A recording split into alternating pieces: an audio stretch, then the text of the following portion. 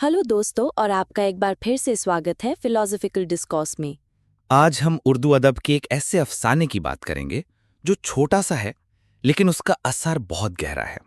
एक ऐसी कहानी जो हमें दिखावे यानी कि प्रिटेंस और असलियत यानी कि रियलिटी के आईने में हमारी अपनी जिंदगी दिखा देती है। ये कहानी है एक नौजवान की, एक शहर की और एक ओवरकोट की। हम बात कर रहे हैं गुलाम अब्बास के अमर अफसाने ओवरकोट की। बिल्कुल, ये अफसाना 1930s के लाहौर की एक सर्द शाम में शुरू होता है। शहर में सर्दी बढ़ रही है, लोग अपने अपने घरों को जा रहे हैं, लेकिन एक नौजवान है जो डेविस रोड से मॉल रोड की तरफ बड़े इत्मीनान से अकेले टहल रहा है। और गुलाम अब्बास उस नौजवान का जो नक्शा खींचते हैं वो बहुत ही दिलचस्प है। उसके बाल चमकदार हैं, मूछें बारीक हैं, उसने बादामी रंग का एक ओवरकोट पहना हुआ है और उसके हाथ में एक छड़ी है जिसे वो बड़े स्टाइल से घुमा रहा है। हाँ, देखने में वो एक खुशहाल, फैशनेबल और अमीर घराने का लड़का लगता है। ऐसा लगता है जैसे उसे जिंदगी की कोई फिक्र नहीं है। वो मॉल रोड की चमकती दुकानों की तरफ देखता है, लोगों को देखता है और उसके चेहरे पर एक हल्की सी मुस्कान है। उसका पूरा वजूद एक कॉन्फिडेंस और सुकून का इजहार है। उसके ओवरकोट की भी बहुत तारीफ की गई है। अच्छा मटेरियल, सिलाई भी उम्दा, कॉलर भी सही से खड़ा हुआ। ऐसा लगता है जैसे ये उसकी शख्सियत का एक अहम हिस्सा है। यही पॉइंट है। वो ओवरकोट सिर्फ एक कपड़ा नहीं है, वो एक सिंबल है। वो उसकी इज्जत, उसके स्टेटस और उसकी बनावटी शान का सिंबल है। जब तक वो उस ओवरकोट में है, वो इस शहर की एलीट क्लास का हिस्सा लगता है। लोग उसे देखते हैं, एक तांगे वाला उसे सलाम करता है, एक कार में बैठे अमीर लोग उसे अपना सा समझते हैं। तो ये नौजवान मॉल रोड पर अपनी इस परफॉर्मेंस को एंजॉय कर रहा है। हाँ, वो एक कॉन्सर्ट का पोस्टर देखता है, लेकिन टिकट के दाम देखकर आगे बढ़ जाता है।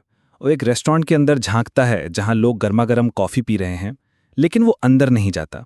वो ऐसे बिहेव करता है जैसे उसे इन चीजों में कोई दिलचस्पी नहीं, लेकिन असलियत शायद कुछ और है। और फिर उसके मुलाकात एक जोड़े से होती है, एक लड़का और लड़की। हाँ, वो उनके पीछे पीछे चलने लगता है।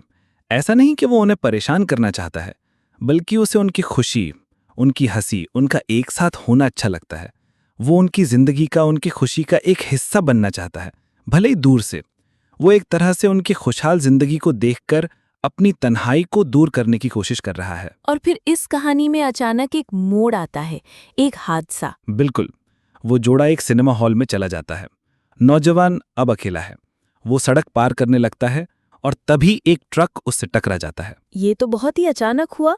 इस हादसे के बाद क्या होता है? लोग जमा हो जाते हैं, उस नौजवान को उठाकर हॉस्पिटल ले जाया जाता है। अब तक कहानी का फोकस उसके बाहरी रूप पर था, उसके ओवरकोट पर था, उसकी शान पर था।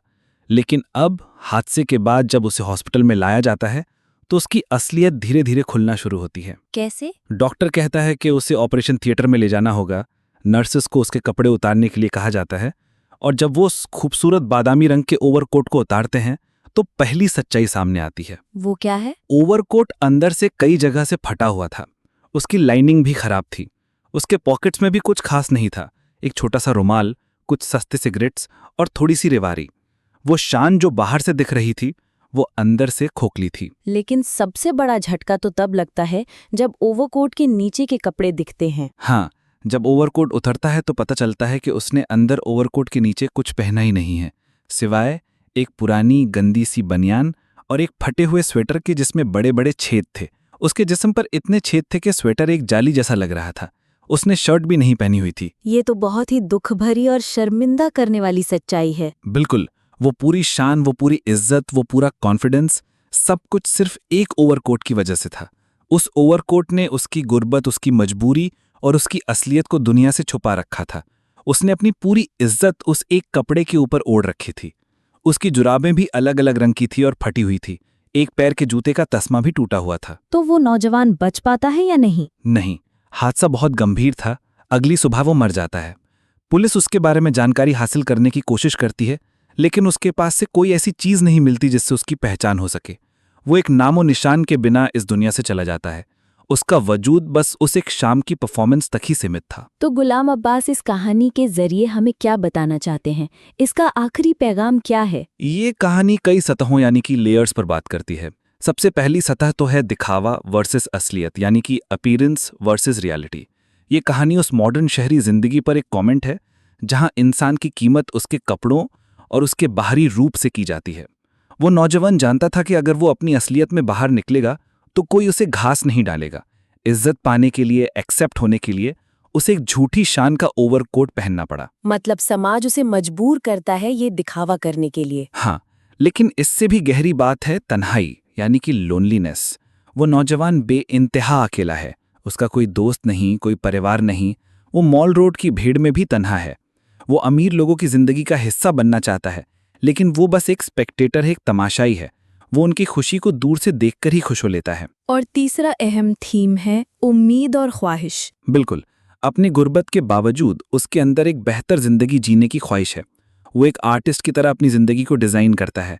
भले ही उसके पास पैसा न हो, लेकिन वो अपने बाल संवारता है, छड़ी घुमाता है और एक अमीर आदमी की तरह बिहेव करता है। वो अपने आप को यकीन दिलाता है कि वो भी उन्हीं में से एक है। उसका ओवरकोट उसकी उम्मीदों का सिंबल है। लेकिन आखिर में उसकी मौत हो जाती है, तो क्या इसका मतलब ये है कि ऐसी उम्मीदों का अंजाम बुरा ही होता है? ये बहुत अहम सवाल है।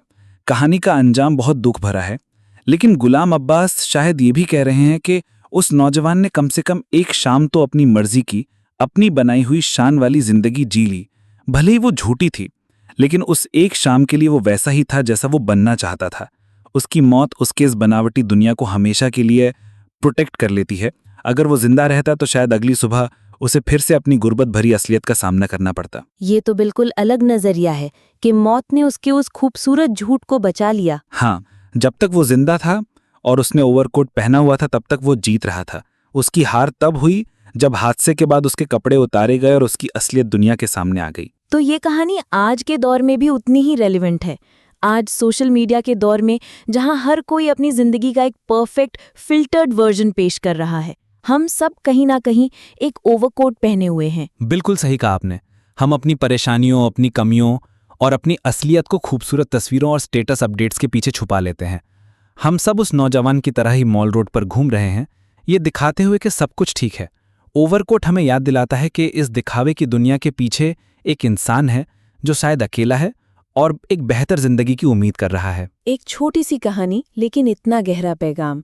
दोस्तों, आप इस अफसाने के बारे में क्या सोचते हैं? क्या आपको लगता है कि हम सब एक ओवरकोट पहनकर जीते हैं? अपने विचार नीचे कमेंट्स में हमसे जरूर शेयर करें। और अगर आपको ये पॉडकास्ट पसंद आया हो तो इसे लाइक करें और अपने दोस्तों के साथ, खासकर उनके साथ जिन्हें उर्दू अदब पसंद है, जरूर शेयर करें। मिलते हैं अगले एपिसोड में एक और सोच को दस्तक देने वाले टॉपिक के साथ।